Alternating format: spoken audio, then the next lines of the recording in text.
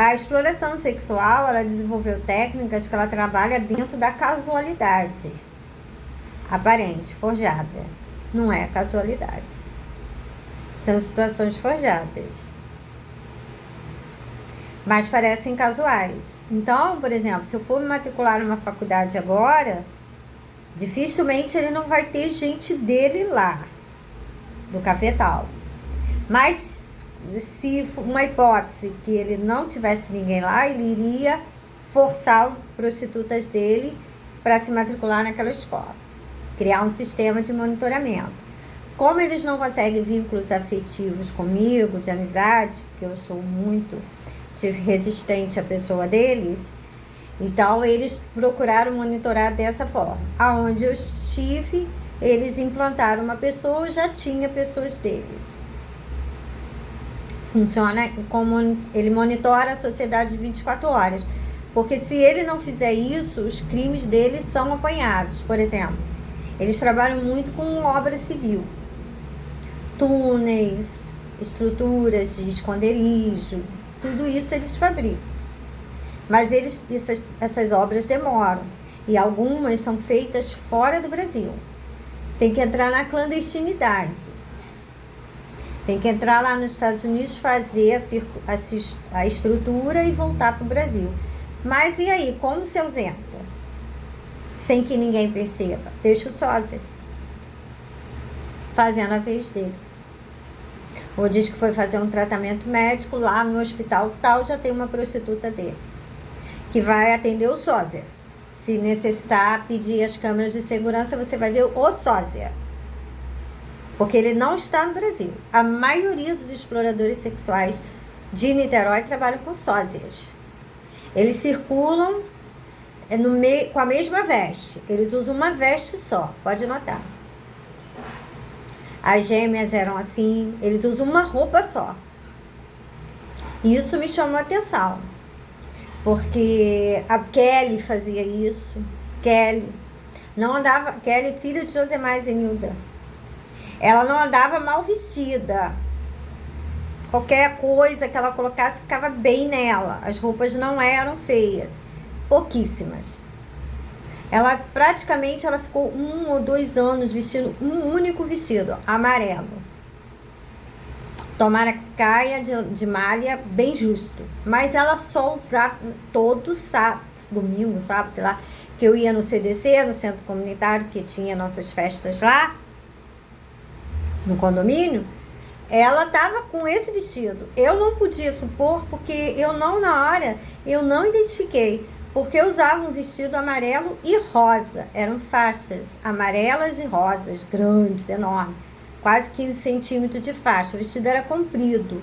Ele era até o tornozelo, de manga comprida. Mas eu, muito magrinha, sempre fui versátil. E aí eu gostava, às vezes, da roupa da mamãe, porque eu gostava de fazer um vestido com cinto. Pegava um camisão da mamãe, botava um cinto, virava um vestido. Botava meia calça, virava um vestido. E aí eu comprei esse vestido eu comprei em uma liquidação. Daquelas banquinhas que formam dentro de loja. Qualquer loja tem, de elite também tem, certo? Eu comprei ali com a mamãe. A mamãe viu e falou, Ana, experimentei umas cores diferentes, mas tá bonito.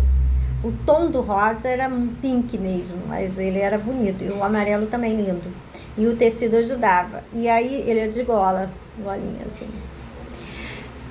E de manga comprida, todo de malha, uma malha maleável, muito boa a malha. E aí ele era comprido até o tornozelo, mas não tinha problema, porque eu pegava um cinto e botava um cinto bonito e suspendia ele ficava fofinho, ficava bonito. Lógico, se eu vestia, porque ficava bonito. Só que quando eu comecei a andar com esse vestido, a Kelly foi e comprou um vestido amarelo com um tom de uma faixa do meu vestido. Mas eu, na hora, não raciocinei assim. Foi anos depois que eu raciocinei nesse aspecto. Ela passou 2 anos, eu acho, usando esse mesmo vestido todo domingo. Você só via ela com esse vestido, distante. No CDC, era assim, tava eu, Jaqueline, Raquel, essas pessoas dessa faixa etária. Kelly já era uma moça Eu brincava no parquinho com Jaqueline, Eric e Márcia, na piscina, aquela coisa toda. Kelly era como eu hoje. Uma moça já de 19, 20 anos. Kelly. Ela não era igual a gente. Pode ter as fotos, que às vezes nem é ela, é só a menina que foi sequestrada, porque acontece muito. Uma aparência dessa, só nasce na exploração sexual. Não teve nenhuma moça de família tradicional honestíssima. Então, quer dizer, essa moça provavelmente, nossa, não sobra nem o papagaio. Eles matam toda a família. Por causa de uma aparência de mulher, mata toda a família. Para ele implantar como sendo uma novidade da exploração sexual. O que o cafetão gosta, quando a gente surge, é dizer assim, é uma aparência da exploração sexual. Ele nunca vai dizer que imitou a gente. E sequer nós vamos ser conhecidas. Eu sou conhecida agora aos 53 anos. Ele conseguiu omitir a minha pessoa com as sósias. A ponto de ter prostituta disputando as minhas imagens. De câmera de segurança do Estado, agora você imagina. Porque as das lojas nem tem. Lá eu fui nessas lojas deles e eles têm estúdio, eles gravam a parte. Eu já sei disso desde a Artvert.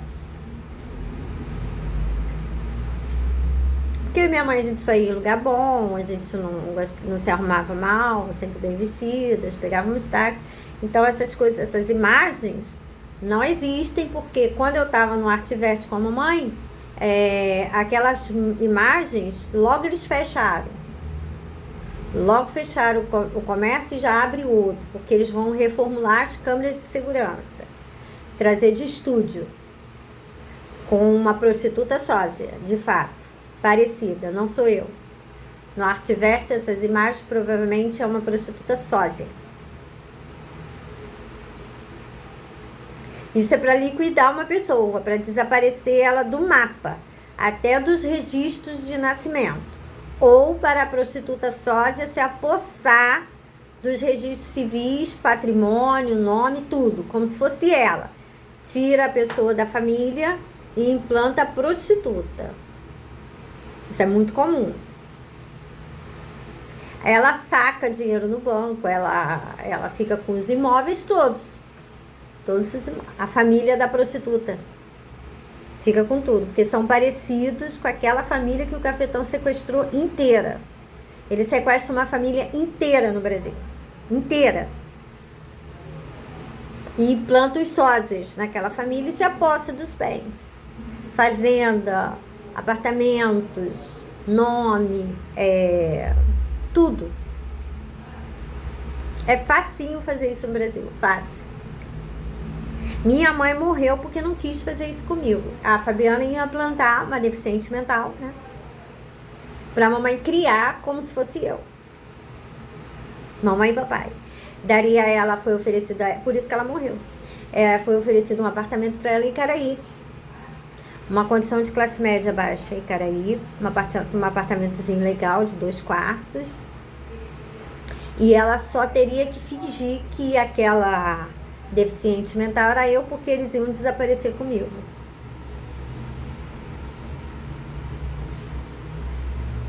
Então tem como fazer. Essa aposta os registros civis existem. Eles nem precisam fabricar outros. Porque eles vão se apossar dos registros. Aí a família desaparece. Então, voltando a Kelly era uma moça, ela passou, acho que 2 anos. Eu achava estranho. Muita coisa eu achava estranho. Porque eu, uma moça pobre, mas vivia numa classe média baixa. Mas a gente sempre quer comprar uma roupinha nova, né? Ah, mãe, já tô usando demais essa roupa. Vamos comprar uma roupa, costura aí, faz uma roupa nova pra mim. Entendeu? Sempre pedindo mamãe uma roupa nova. E mamãe também, entendeu? E a gente ficou assim intrigada.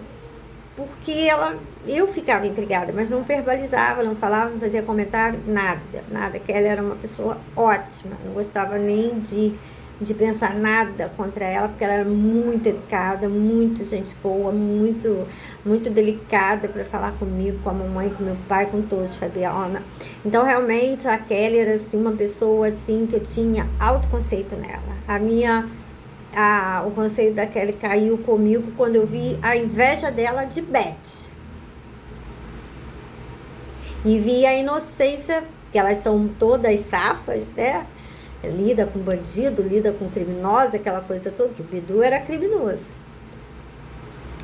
E ela não percebia a inveja de Kelly. Ela tratava a Kelly como uma irmãzinha mais nova. Inocente ela. E esbanjando a sua satisfação. Ela estava muito satisfeita. Algo muito bom aconteceu com ela. E com o Bidu. E a Kelly morrendo de inveja. Torcendo a cara. Eu vi aquilo, eu estava vendo aquilo a uma distância de 3 metros, por aí, 4 metros. Não dava, uma distância de 4 metros. E eu parei, eu vi aquela cena, as duas estavam de costas, né? A Kelly de costas e a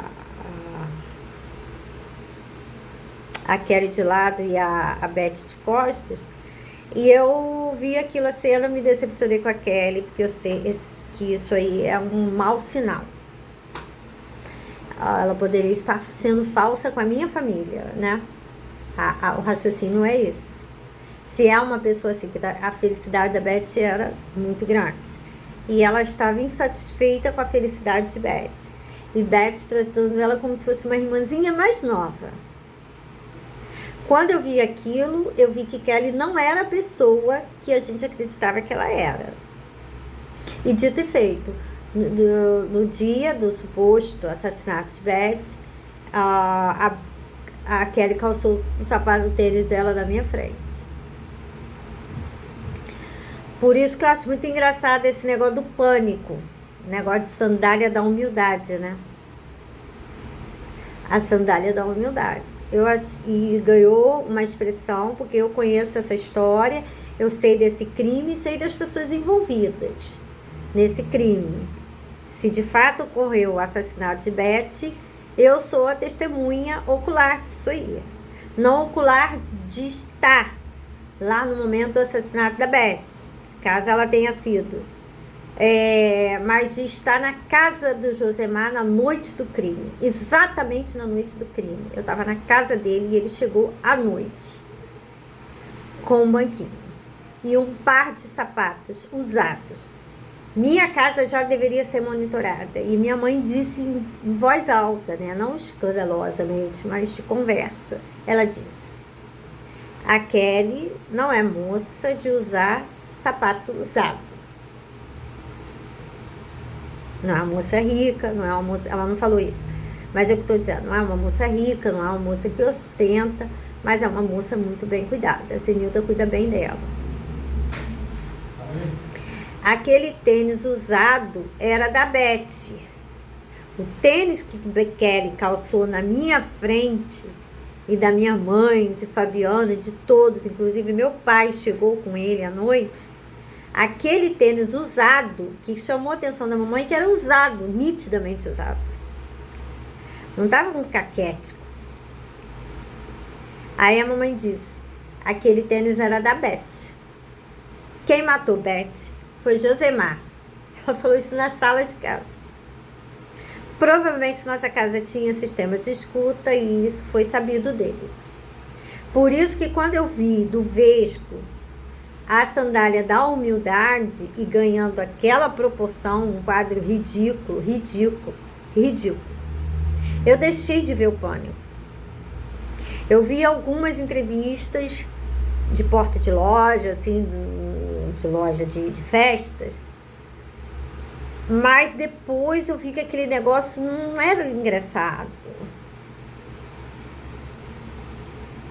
E eu deixei de ver, eu já sempre tive dificuldade com a minha TV e tudo, mas fazendo um esforcinho dava pra ver. E eu deixei de ver, eu não acompanhei. Aí depois não tinha mais como, que esse negócio da sandália da humildade viralizava em vários programas de TV, né, falando sobre a sandália da humildade. Em todo lugar A sandália da humildade, no meu entendimento, porque eu sou testemunha de um crime, a sandália da humildade é o tênis que Kelly calçou na minha frente. Eu chego a essa conclusão. Eu conheço a mídia brasileira.